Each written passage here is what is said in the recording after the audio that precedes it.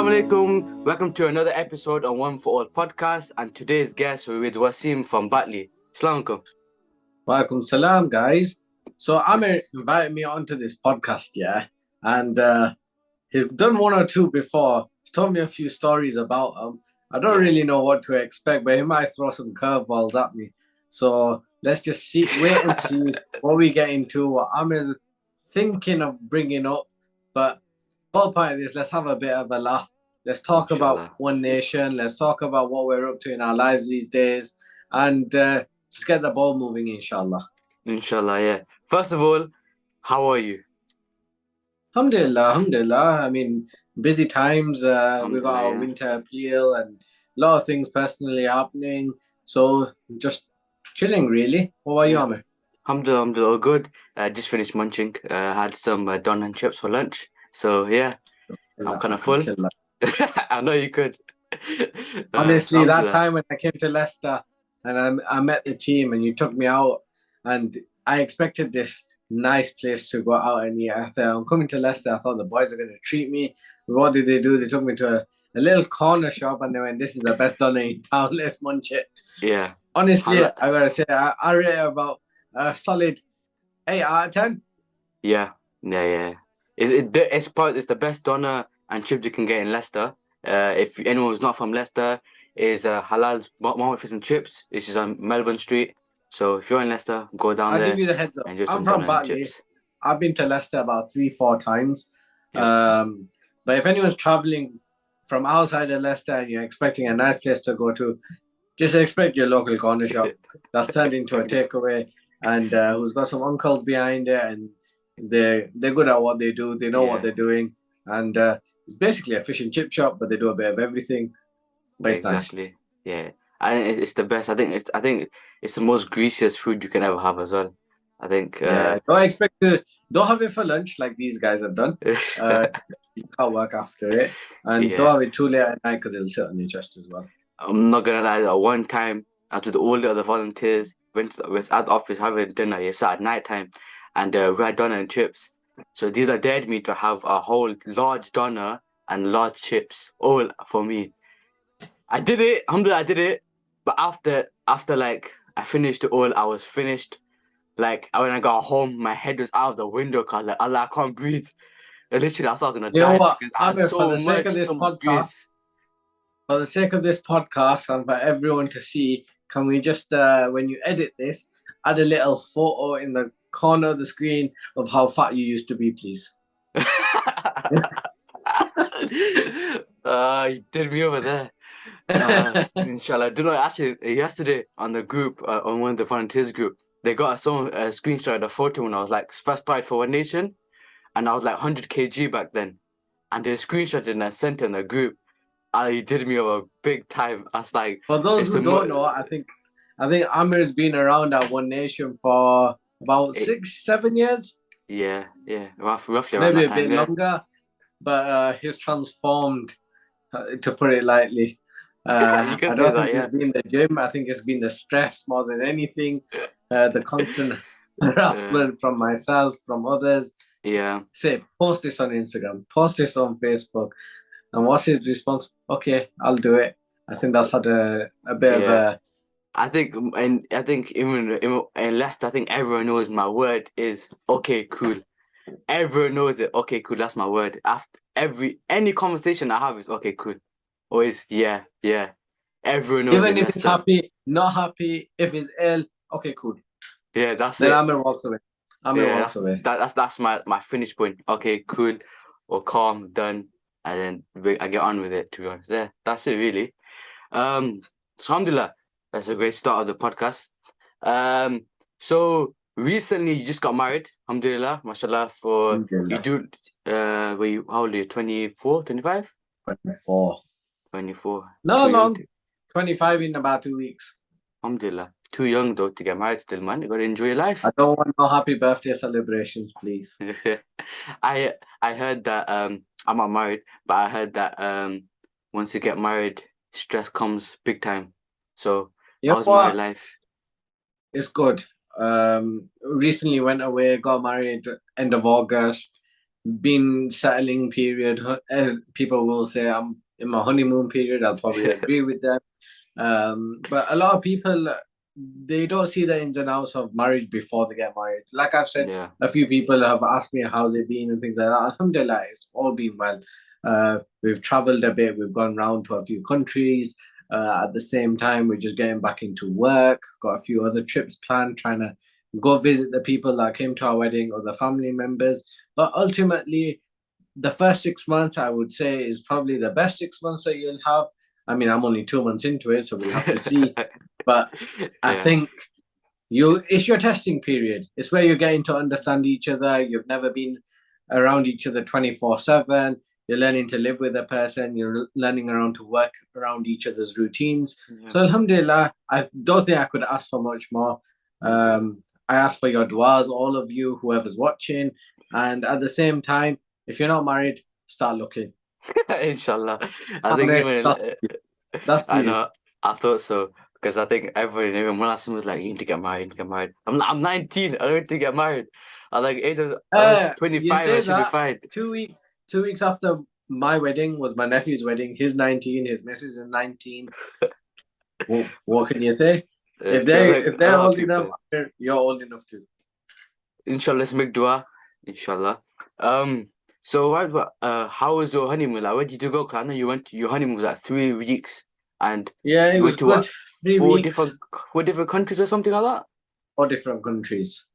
So Where yeah, did I you mean, Where did you go? looking back on it, I wish I booked longer. Although I did not have the annual leave, Well, but work is stressful, especially in the projects team. It's stressful. definitely, definitely. I mean, so much was going on. Before I went away, I Mm, had to prepare our winter campaign, which is currently ongoing. But yeah, the whole of September, pretty much, I was away. Started off in Malaysia, went to Thailand, went to Singapore and Indonesia, into Bali. A lot of things you see on the ground. I mean, come on, all of us who get married, we want to have a yeah, good time. We do want to go. But purely part of my trip was to experience culture. I'm a cultural person. Wherever I go anywhere, I don't want to live the high life, let's call it. I want to see what it's like to live there as a resident of that country. yeah, I've said that when I went into Malaysia, I was staying in Kuala Lumpur, and you'd see tourism flying, everyone spending money, and then you go to certain areas where it was less developed, and you're seeing people struggle. And wherever you go, we know now we're coming into our winter periods all over the UK. If you're going to the cities, you're seeing homeless people on the floor. It's same all the way around the world, and I was shocked because one nation we do work in Indonesia. We don't really work in Singapore and Thailand and Malaysia, but I hope one day we can, because wherever inshallah. you see around the world, there's many people suffering. But overall, the honeymoon, I booked 19 days. 2 days of that was spent traveling, which means left us 17 days to travel 4 countries. A lot, a lot of traveling, but plenty to see. I'd probably say my highlight of the trip, although I like the culture, it was definitely Thailand, the water sports, the meeting tigers and elephants, and Yeah, I seen on your what? stories as well. I'm thinking, how this Yeah, guy hugging a tiger? I'll be running away if there's a tiger there. I don't know I how he mean, did it it. was huge, but you got to look at, I mean, how humble these people are. A lot of people Yeah, would do this to make money, but the in Thailand, they have very strict rules about animal cruelty. So the tiger kingdom that I went to, all the tigers were actually born in that sanctuary. They'd been looked after from birth by humans, so they were used to human interaction. So they don't yeah, react with you. yeah, And yeah. afterwards, I went to a elephant sanctuary. And I spent half a day there. It was actually quite the experience. Probably one of my highlights of the whole honeymoon, because we met uh, an elephant that was about 6 months old, and we met one that was 77 years old. So, for those who don't know, an elephant's approximately life expectancy, is the same as a human. What And is it? yeah, so I thought it was younger. Like, they okay, live to about 80, 90 maximum. But the sanctuary I went to, none of the elephants were born there. apart from if the adult elephant was brought there. They were all rescued elephants that were used either for, you'll see when you go to all these countries, you can get a ride off an elephant. So that is seen as animal cruelty, and they were all rescued from them kind of things. One of them was actually the saddest part of our trip was seeing an elephant that had been rescued for a circus from a circus. He'd been there 3 years, and non-stop the elephant was swaying its head from side to side. And that was all from the memory of the circus. So even though it'd been left for 3 years, it was unable to stop that movement because it associated it with punishment. That if it would stop it, it would get punished. Wow. Okay, So mad. yeah, we spent the day there. It was about we learned a lot about elephants. I'm sure we can go into that another time. Yeah. But just to let you know, they sleep for about 4 hours a day, Okay. and that stood up. 20 hours is eating, so non-stop eating for Wow. 20 hours straight. And that's watermelons, and they like rice and papaya and all these kind of things Yeah. mixed in. And due to their body heat, the only way that they can keep cool is by bathing in mud. So I actually went into a mud pool with elephants, um, and cooled them down. I went into a swimming pool, swam with elephants. It was a beautiful experience. But you get to see how humble the people are because they purely do their job at a very low rate of income just to look after these elephants and protect what they have in Thailand. Okay. Well, you know a lot about elephants, man. I think you should become a vet or something, man, for I mean, elephants. You you know learn a what? lot when I you're in would do, Thailand. but I went there to get this information because if you asked me about 2 months ago what I knew about elephants, I'd probably say they're just big and you Yeah. can ride them and you don't even have that much information. Yeah. But I wouldn't even know how long they live for. To be fair, when I got there and they asked me, do you want to stroke an elephant? So I was stroking the elephant. I didn't even realize they had hair and their Really? entire body is covered in hair, but you can't see it on an image. Yeah, of course. 'Cause it must be so thin as well, isn't it? The hair. Yeah, I felt like I was David Attenborough for the day. Mashallah. So out of the four countries you went to, what do you think was the best country you've been, or the best country that you've enjoyed as well, Um, that you'd want to go you know, again? Amir, the reason why I booked the trip that I did was, and the order I did it in was because Malaysia I went to a city. There was no beach, there was no relaxation. It was a busy city life, approximately like London, as if Okay. you're going to the capital of England. Yeah. So Kuala Lumpur was very busy. Then I went to Thailand, which was, I went to Phuket, and stayed in a place called Merlin Beach, which is Okay. basically a secluded area with its own private beach for this one specific hotel. And that was more relaxation. You got to enjoy the scenery, and not so much culture. And then I went to Singapore, and Singapore is another city which is basically like London, very strict rules regarding you can't even have chewing gum. There's no food or drinking on public transport. It's very, very clean.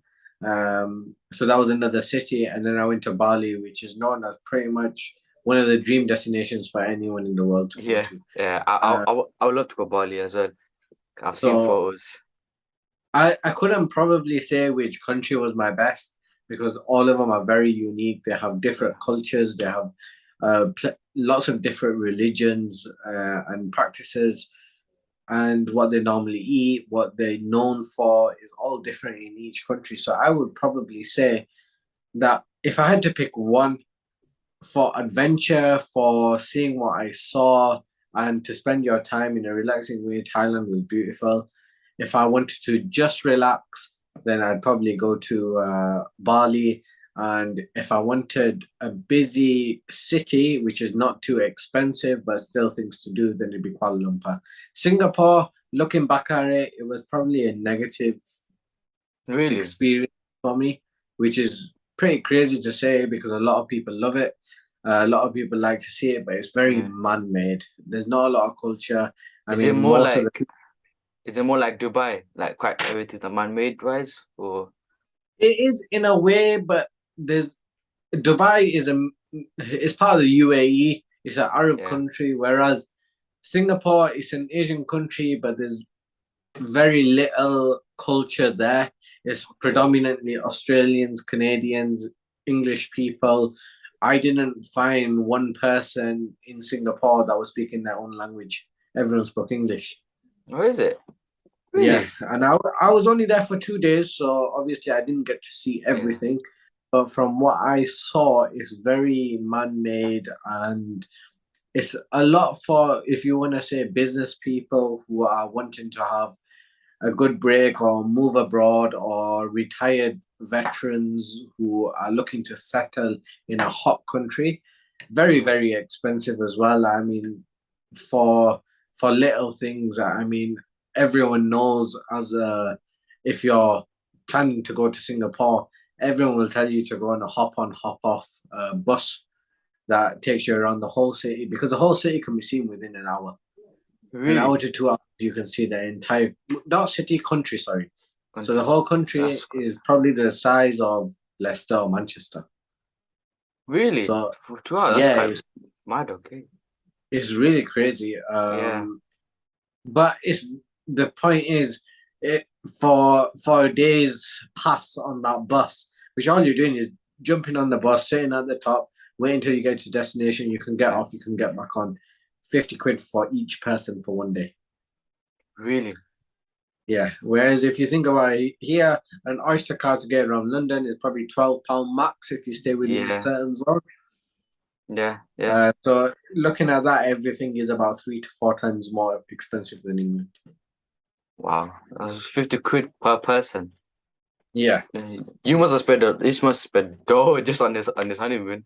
Especially in just that I one mean, country. Then just looking at let's that. not share with everyone how much I Yeah. actually did spend, but just Singapore alone for them 2 days was about, I think we're, for the both of us, we're looking at about £400 just for 2 days. And that's not including your hotel or anything. Okay. That's kind of mad. That's kind of mad. That's kind of mad. Yeah. Okay. Also, um, talking about traveling, you also went to Lebanon, alhamdulillah, with One Nation. Uh, tell us a bit more about it. I know a lot of people have been going to deployment. I think even today, uh, by the time this video comes up on Friday, so on Wednesday, Mufti from One Nation, Mufti Yusuf Good is going to Lebanon with a few more Molanas as well. Yeah, he's doing So, an ulama deployment, predominantly from Batley. We've got a few known muftis and maulanas who are going to Lebanon to deliver aid as part of the winter campaign. We're looking right now, we're just about going into November, and a lot of the countries where you think would be very hot. I know we just spoke about tourism and Dubai and Singapore. These places will stay hot. Dubai is known for 25, 30 degrees in November. I last went to Lebanon in January.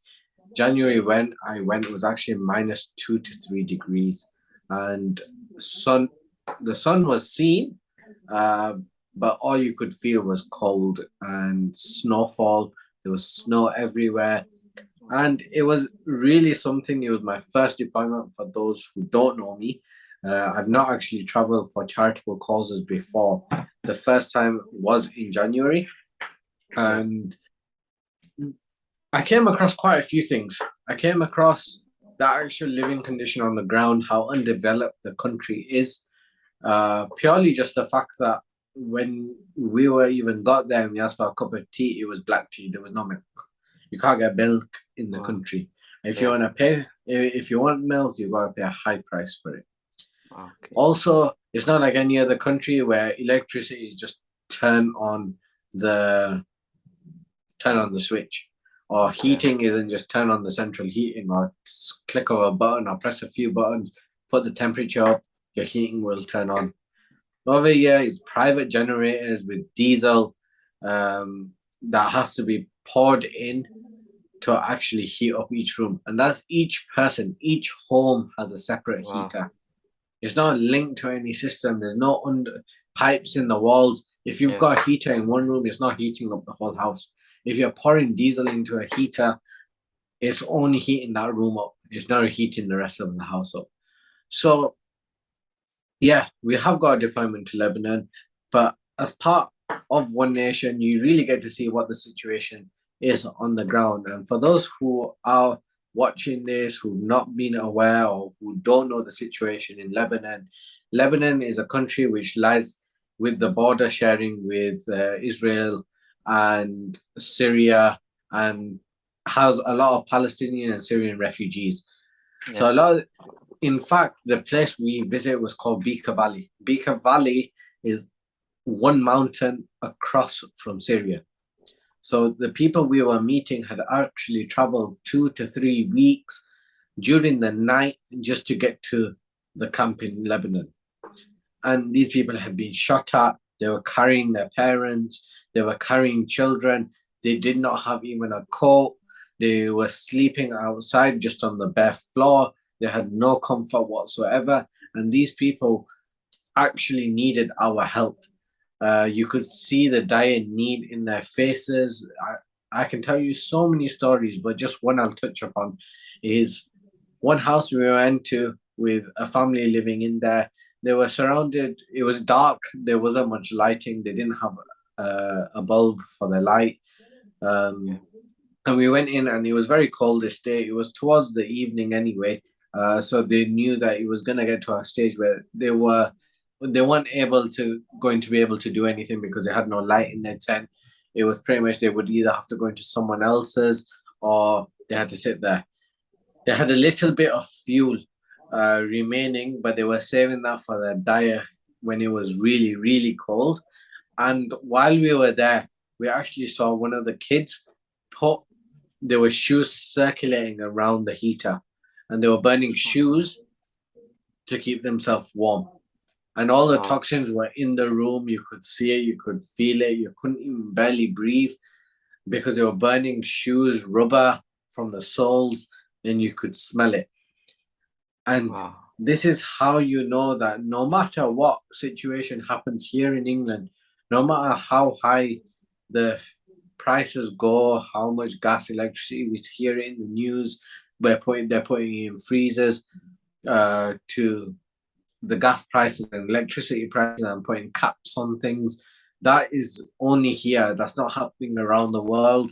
These people are actually burning their own clothing to keep themselves Wow. warm. I think as well This is is that why they don't. one nation is working, bro. I Go on, think Amr. they don't have their own clothing as well, like to keep them warm. But they have to use Yeah. their clothing to keep them warm and their families warm. It's kind of mad. I think even right now Yeah. because And we've here started to we, put our heating on. if we know that we are gonna come to our winter months, which we are. Yeah. Everyone's planning. They start buying. They start doing a bit of shopping, thinking, "Oh, I've had a winter coat for a few years now. It's starting to wear off. I need to buy a new one. It'll keep me going for the next few years." Or some of us might be fortunate enough just to buy one every year. Yeah. But at this time of the year, people are thinking, "Oh, let me go get some joggers. Let me go get some sweatshirts, something to keep me warm while I'm working, or something like that." Yeah. Yeah. These people, they're not prepared for this.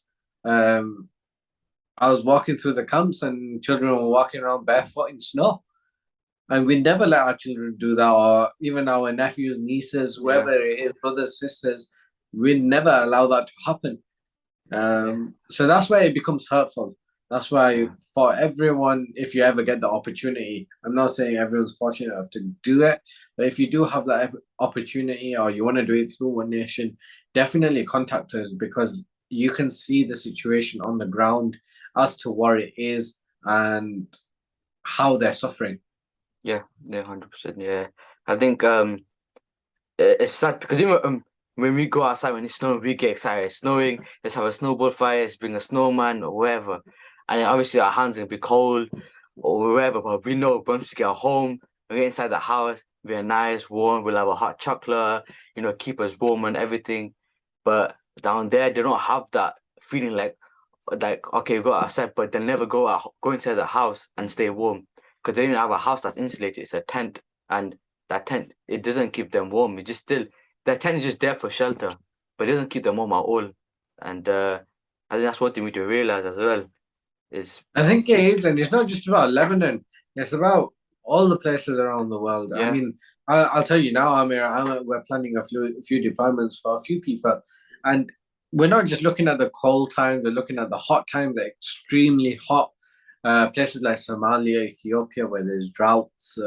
One of the worst droughts in 40 years this year, and the there's a lot of people there. For myself, I'm planning maybe a trip to Bosnia, Serbia, Montenegro during the winter months. Trying to plan a trip for people to actually see that it's not just the places that are reported in the news or reported on all social media platforms by Islamic fundraisers.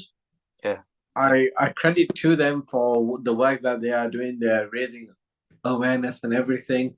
But at the same time, there's many countries around the world that are suffering, whether it be Muslims or non-Muslims. We're here to help whoever we can help. And one thing I've learned about Bosnia, Serbia, Montenegro, it's got a lot of history, a lot of yeah, Islamic history, and a lot of foundations there. And during the winter months, it reaches about -10 to -15 degrees. And whether the family is there, they might be living in a home, but the homes are not really insulated well enough. They don't have the access. They're yeah, burning wood to keep them warm. So although it's better than clothes, but there's still people struggling. They don't have the access to healthcare. They don't have the access to good schooling and education. Their career prospects are not as good as here in the UK. So they are struggling in a different way. So I think it's all about identifying the way and making an assessment that who needs what in this world. We might have everything. Look, I've got water here. You might hear me cough here and there. Um, once in 1 second, yeah. Basically, yeah. I got 1 minute left. This thing finishes, yeah. So what I'm going to do, I'm gonna make another one, another link, and then we'll them do it like out. that. But as I was saying, yeah, I was just saying, you might see me here having a drink of water, maybe a little bit of a cough.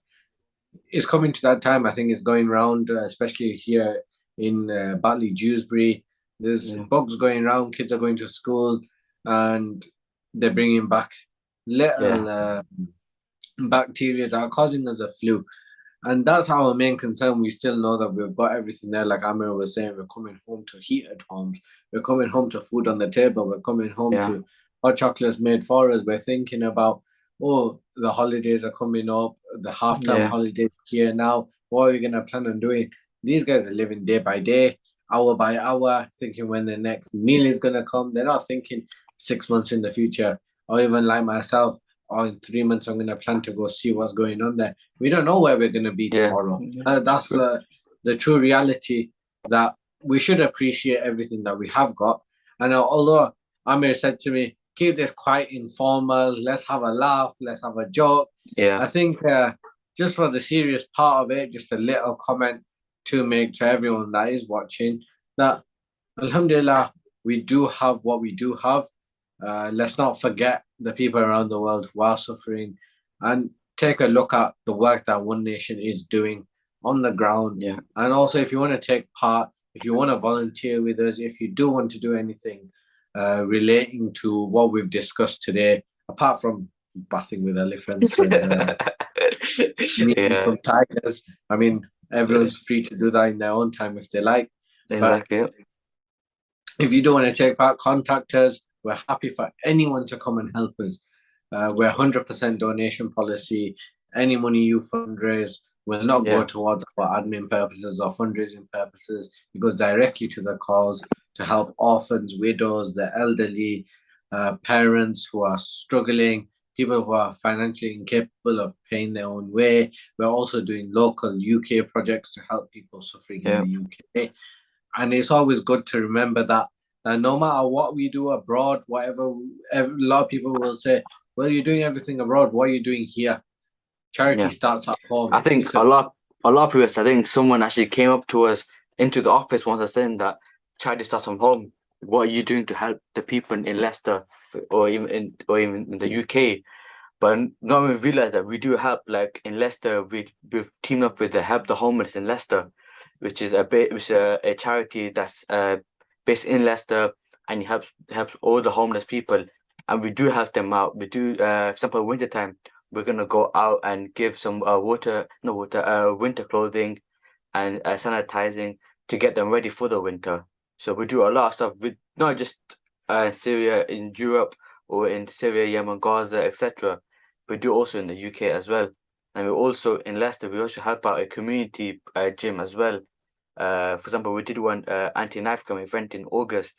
That was all in aid for community projects in Leicester. Um, and yeah, that Yeah, was literally alhamdulillah, for all there's of a them. big turnout to that as well. Yeah, and that was like 5,000 people roughly came, and we raised about over 10 grand, and that is for all community projects, all for the youth, or even for elderly people as well. Keep them engaged and spread awareness about knife crime as well. So we don't only What have just you got do things planned? like that. What have you got planned in the coming months for Leicester?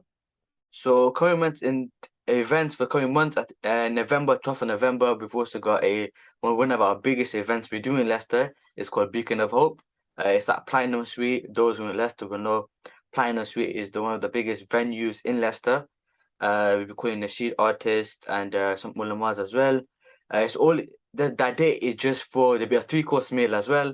I think everyone loves the food. Even you, Wasim, I know you love your food.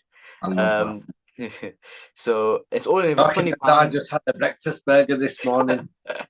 Okay, imagine. But yeah, that event is literally spreading awareness about our nation, celebrating 8 years of our journey, showing you feedback and show what we've done over the 8 years as One Nation throughout not just in Leicester, but all around the UK. So alhamdulillah, if you haven't got your tickets, you can visit onenationuk.org/events and get your ticket, inshallah. Just £20. So yeah. So remember, we've got a lot of events happening. Go by you in Batley. You got any events coming up? I know. Yeah, I mean, I've got a few things in the planning. I'm hoping to launch a few projects. Over the last few months, we've had quite a lot of jalebi kings and ice cream Yeah. stalls and Um, plenty of things. We just sent a container this week to Afghanistan, and in the coming months, we're looking to get into a position where we're able to do stalls outside the office every single week. Alhamdulillah. Not forgetting that we are 100% donation policy, so a lot of our stalls are due to raise admin purposes to help the charity run, so that people around the world can help, so that we can deliver aid to them. So some of the things that we've got coming up, I mean, I'm trying to plan a stalls event at the moment. I'm trying to get together people from the local community businesses to come together to support each other, um, have it as an event so that children can come, they can have a good time. But essentially, some of the funds raised will go towards Yeah. charity, and and if you think about even just £1 delivered, if you split that pound up, even just to 2 pence coins, that's 52 pence coins. Now, One Nation works in over 40 countries. If Yeah. you think about it, if you give 2p to each country, it might not be a lot, but the value of 2p here is different in every country. For £10 in 100%. Lebanon, you can provide 200 water bottles. Yeah. So for 2p and to provide it in every country that we work in, there will still be some left over from that pound. And if every single person did that, then imagine the difference we could make around the world. Wow. But That's true. for us, we are just thinking, what's the best that we can do? How much can we give? And every single person in the UK is now looking at their own financial Yeah. stability and what they have left over at the end of the month. We understand that we are One Nation. From myself as a project, from Amir, who looks over some social media and fundraising aspects, and to all our staff members who work with One Nation in High Wycombe, Rochdale, Leicester, and Batley.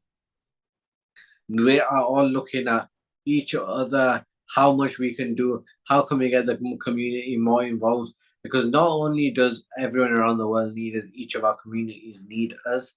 They need the businesses to support the income. Yeah. They need the businesses to support the economy. And right now we're a position where, alhamdulillah, the charity is growing. We're able to do more for the community. And inshallah, in the next few years, in the next few months, we'll continue to raise awareness around our own communities as well as around the world, inshallah. Inshallah. Inshallah. Yeah, alhamdulillah. So also I'll say yesterday, unfortunately, as you've known as well, yesterday, unfortunately, one of our fundraisers, she passed away recently. Yesterday, Sister Tazia. Sister said, due to cancer, I believe. Is that correct? Yes, it was Yeah, cancer. due to cancer. She fundraised for mostly Syria, Mothers of Yemen as well. She also fundraised for that and many other One Nation projects. So I want to say a quick dua. May Allah granted Jannah Firdaus. May Allah help her and her family as well. I know it's a hard time losing a loved one due to cancer. And inshallah, we can all help her out and donate by visiting. I'm adding her link in the description as well. So if you like show support, donate as much as you can as well to show her and her family some support. I just wanted to just Yeah, add I that mean, in I there. read up on this quite a bit. It was a very Mm. sad story to read of what had happened. And let's not take it as a story, it's reality. These things do happen. Yeah, of course, But yeah. I mean, I want to make the dua that may Allah give the family patience. I mean, Um, may Allah grant her the highest rank in Jannah, I mean, and entire I mean, Jannah without reckoning. I I mean, mean, and these times are times for realization. I saw on the Instagram page, her husband actually wrote up the message, and not, I cannot imagine how um, hard it must have been yeah, for him to write that message that his wife had passed away. And not only I read a few of the posts where she wasn't going to share her story of battling cancer, but her husband has just do it purely for the duas, and that is essentially how important that duas are, yeah, where it can change anything. And who knows what duas were accepted, and she's returned to the Creator. And may Allah give her family ease. I mean, I think they have been struggling for a little while now. I saw a couple of videos of her attending chemo, drained, and what she just posted. So I've read up on it. I spoke to the brothers in Syria. I made them aware also. We have a little video for the family as well, which I've shared okay, with our London fundraiser to go and share with the family. I think these things are very delicate. yeah, Um, as well, I just request everyone to keep her and her family in your duas, inshallah. because that is what will help them in this one and the hereafter, Yeah, inshallah. inshallah, inshallah.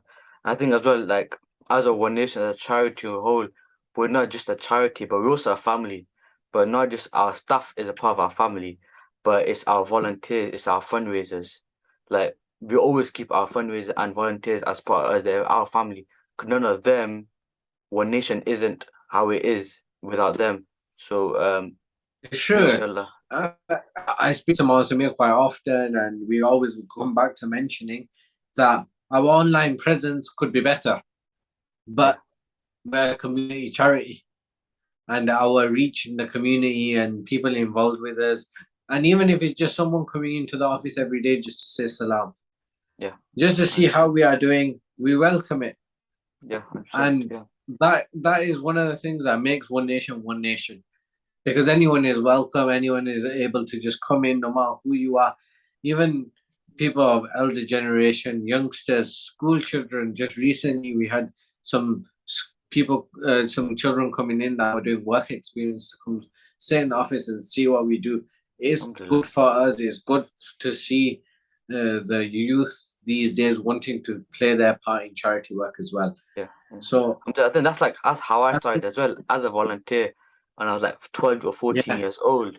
And now, alhamdulillah, now I'm part of One Nation. I'm a staff member. I handle their social media and One Nation TV. But alhamdulillah, I think even in Leicester as well, recently we recruited two new volunteers. They're 14-year-old. Uh, their parents came up to us saying that their son's very shy and they want to be more confident and they want to try to be more involved with One Nation because they're seen as in events and more other stuff. So Alhamdulillah, we take anyone. We've got a lot of volunteers who is shy, who has a learning difficulty or any difficulty, and but we still take him on board. Like for example, on Lebanon, recently with Brother Safraz, there was a volunteer who can't walk and he was on a wheelchair. Is that correct, Wasim? I believe he was on a wheelchair. I think he had some. Don't include this in it, Oh, cool. That's fine. because we don't know the story. Oh, is it? But Oh, cool, edit cool, this cool. out. Yeah, that's fine. Because he did go, he was on a wheelchair, but I don't know if he was. What happened? I don't know the story behind it. Okay, cool, cool, cool. Cool. Alright, good. Um, now what was I saying that shit? Just say in Lebanon, we've come across loads of people who have Yeah, struggled, and we see them make their way out of poverty and out of their tents. And similar here, people with disabilities. A lot of people would say that they're not able to move past what they've been through, but we're able to help them. We're able to give them a, a place in our community and help us with the work that we do on the ground. you just said it, so yeah, I'm not gonna repeat it. That's the thing in the video. I have to say it. Alhamdulillah. Good. Also, how much is that? So, Amna, you've been to Lebanon. You talked about your experience and everything, but if there's one thing you can say to someone who is who wants to go on deployment, how can they get involved? What do they have to do to go on deployment? There's numerous things. One Nation is very accepting of people who want to go on deployments. Get in touch with us, give us a call, speak to us, reach out to either 0300 500 1000, which is the main charity number, or each of the officers. Contact them directly. Let your let them know that you want to go. We'll get in touch with you. Tell us which country you want to go, what you want to see on the ground, and we'll set you up a fundraising page. We'll set you up a link. You can share it with your family and friends. You can take some time to do some events. We'll help you with that. We'll help you fundraise, and then you can go deliver the ground on the ground. We'll set you a fundraising target. We'll help you meet that target. We'll help you get there, and ultimately, when you come on the ground with us, we'll send someone with you, and you can see it for yourself. You can share it with your family and friends back at home, or you can even bring them with you. Yeah, One alhamdulillah. Nation is here to make what what you can't see with your own eyes. We want to help with, but we also make it possible for you to see with your own eyes. Yeah, 100%. So if that's what I'm gonna say, Amir, I think that's the main point. Don't take anything for granted.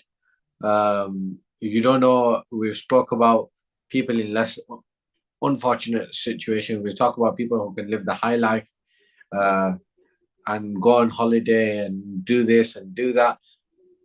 Of course, even for myself, it's a realization that I'm fortunate enough, Alhamdulillah, to be able to go and see these things around the world.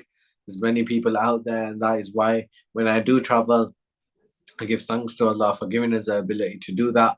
And also, while I am there, I try to do a little bit of charity. I'd like to go see the local people. I like to help them where I can, even if it's as little as leaving a little tip. When you go to a halal restaurant, when you go to any place or the activities that they're giving to you, even if you go to the masjid, go speak to the local there, you will see the actual reality. Because when we go there on holiday and you're staying in a hotel or something like that, that's not the true living in that country. We're only seeing it as a tourist, we're not seeing it as an everyday person.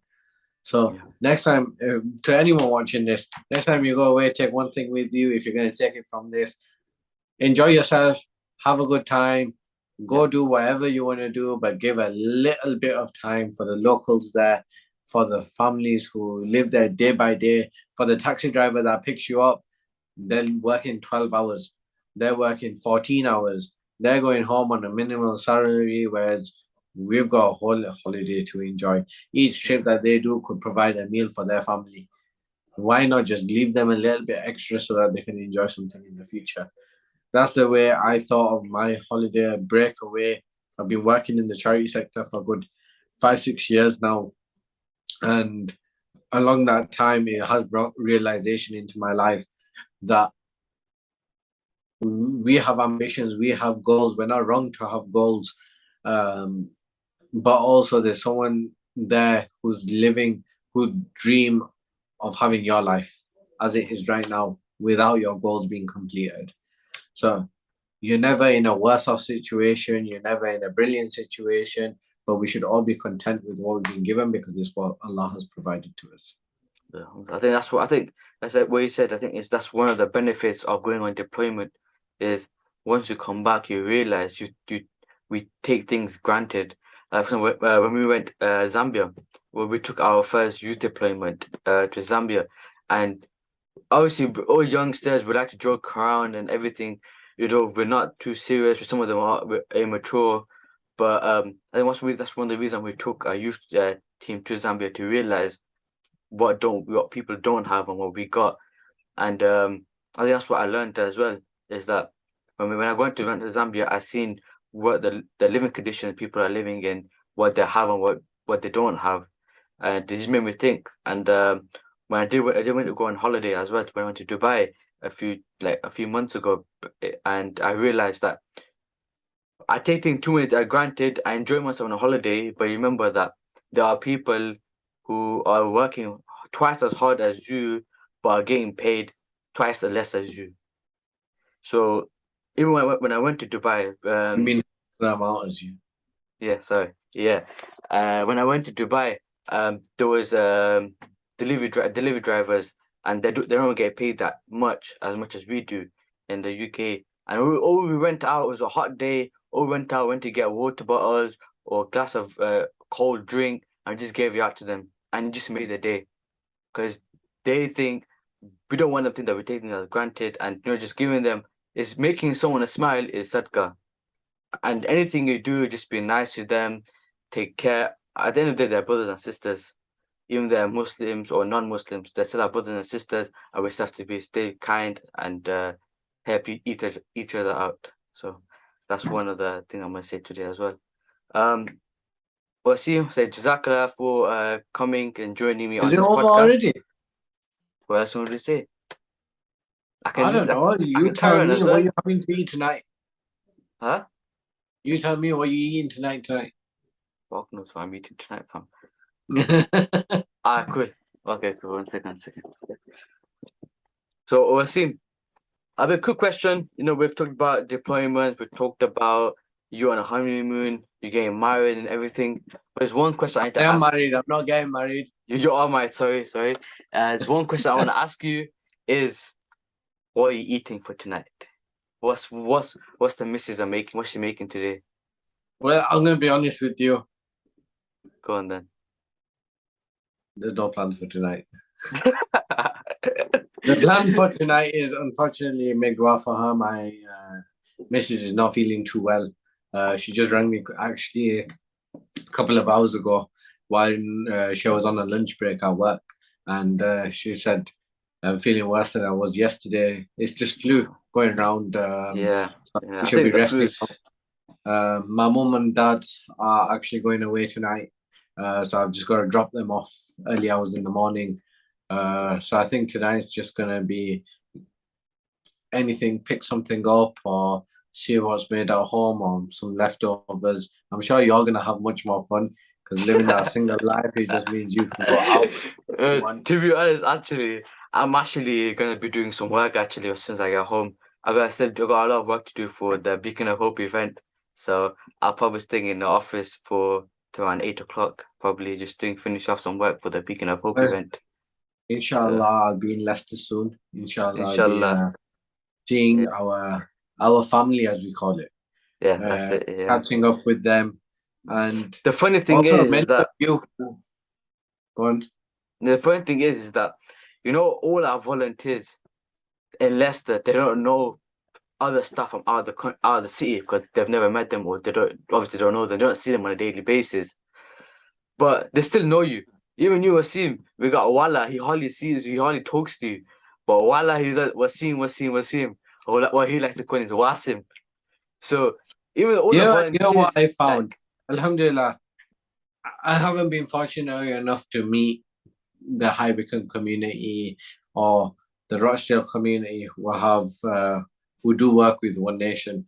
But yeah, the when I came to Leicester and I've spent a couple of days there and I've stayed the night there and I've spent some time with the volunteers. It has been as though I've known them for a few years. I've got along with them, and it's predominantly the youth. Is very good. It is a lot of it's what you call a good vibe. yeah, yeah, They're all very chilled out, but also determined and very enthusiastic about the work that we are doing. And honestly, it's a good laugh. If they can take me for a doner meat and chips when a visitor comes, and they can think, okay, that's acceptable. You know what? It is acceptable. I'm not yeah, bothered. At least they've been themselves, and alhamdulillah, it's been great to meet them. I know that we got Wala. I think one of our Batley volunteers has been popping into your office, yeah, giving yeah, you a bit of headache, yeah, and it's good. It's good. There's good communication. I yeah, think last week you had Mr. Aki Naeem on there, yeah, and yeah. I don't know if that video is out yet, but inshallah, something will Coming be out shared. soon, inshallah, Yeah, it'll be out inshallah. there shortly, and maybe next week it'll be out. I think. All right. I Next don't week, know. inshallah. Hopefully, yeah, right, next week will come out, inshallah. Yeah, so tune Yeah, in. and then also with I think you did one with some brother Safraz and Adam. Yep, that was last week, Uh, 2 weeks ago. So yeah, Yeah, and these guys, I might have only met Safraz. I met a few times with Naeem and Adam. I've only met about 3 or 4 times here and there. But alhamdulillah, great brothers. Love the work that they are doing. yeah, Good to keep in touch. Might have to like add them on PSN or something and have a game of FIFA. Um, yeah. But alhamdulillah, I think all our volunteers, especially all our volunteers that come, even the studio right now, I'll have volunteers coming and just chilling here. They come sit with me while I'm doing my work. We'll have a talk, we'll have a laugh. You know, they'll tell me what they want to do. For example, any events they want to do. So we did one this year, Walk for Zambia from Leicester to Nuneaton. That was actually an idea came from a volunteer, and we made it possible. He wanted to do this walk, he wanted to do this event. I originally wanted to do Leicester to Birmingham, but we thought let's try something a bit more easier. Leicester to Birmingham is 45 miles. Let's do something a bit less. you Let's know, start you 2 days don't want full to know what walking. you don't want to know what Brother Sahib came out with yesterday. He goes, "Let's walk from the Lake District to the other side of England." And I was like, "You what?" And he goes, "It takes about 2 days of walking, But then you know non-stop, that 40 people are hours." I was like, "I'd love to do that with you, but I think I'll count myself out of this one." yeah. Um, I think but I don't think I'll be able to do it. I did Leicester to Nuneaton. That was just 20 miles and my leg was finished. Like at the last like 5 miles, I was limping. I was like, I can't do this. I was in my head I was thinking, why did I do this? Why did I agree to this? Why did I do it? But at the end of the day, it was all in it for a deployment for Zambia. And at the end of the day, it was all worth it. You know, there are people who have to work further than that just to get water, and they have to carry a jug of water, a bucket of water, and that's heavy. So once you realize, once I was in Pimba, I was thinking about that as well. And I was saying to other people as well who was working with it, they were complaining. But I said, just think about the people who are doing a similar thing but longer and they have to carry water. It's not easy for them. exactly that's where you see reality. Put yourself. I will say or give a challenge to anyone watching this that put yourself to a test, whether it be in the gym, whether it be just going for a jog or doing something that you enjoy doing, but for an extra amount of time. Everyone, okay, myself, Amir, I think you like football too. We want Yeah, to play a game of football. We'll play for an hour, maybe 90-minute game. yeah, By the end of it, you're a bit tired. You can't really run anymore. Try doing it for 3, 4 hours. Put yourself to that test, and you'll find yourself that you have to stop. These guys out there, they don't have the option to stop. Meaning stop, it means that they're not gonna get what they're after. So put yourself to the challenge. This is why charities do challenges. Put yourself to the test. Pick a cause. Pick a when you want to do it. Fundraise for it.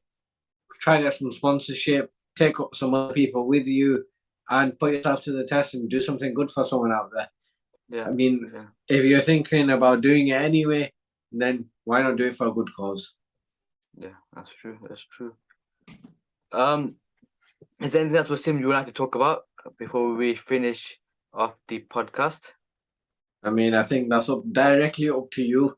I think we've had a good time. I think we've had a good laugh. I think if there's Yeah. anything we need to discuss, let's do it again.